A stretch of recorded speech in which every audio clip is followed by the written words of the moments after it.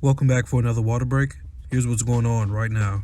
We start in the NBA as Kawhi Leonard remains with the Los Angeles Clippers on a 4-year, $176 million deal that includes a player option in year 4.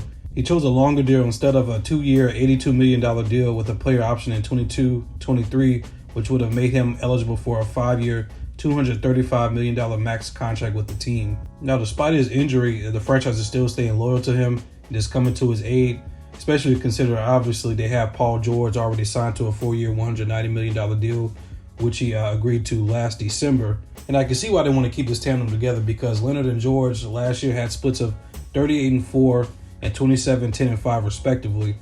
Those guys are just dominant on the court together, especially on the defensive end. They're very skilled players, and the Clippers need them both healthy. So we're going to see where that goes.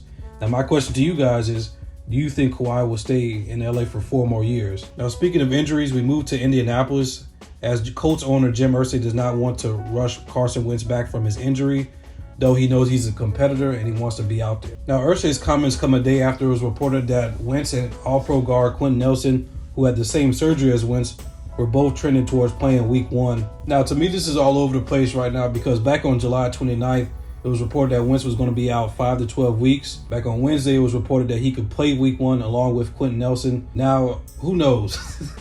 But in the meantime, comment below and tell me what you think. Do you think Carson Wentz will play a full season? If not, how many games do you think Carson Wentz will play this season? Lastly, we recap some preseason games in the NFL. The New England Patriots beat the Washington football team 22-13.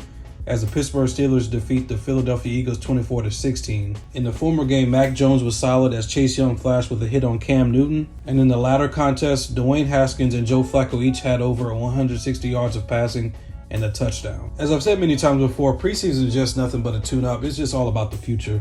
I don't really put too much stock in preseason like most people do. I heard so many times in the past, oh, we finished undefeated in the preseason, so this must be a good year. Doesn't mean anything as far as record. You're just evaluating, and it's just a tune-up. Now that you've been filled up with the sports news today, be sure to like, comment, share, and subscribe. You guys have a blessed day, and be well.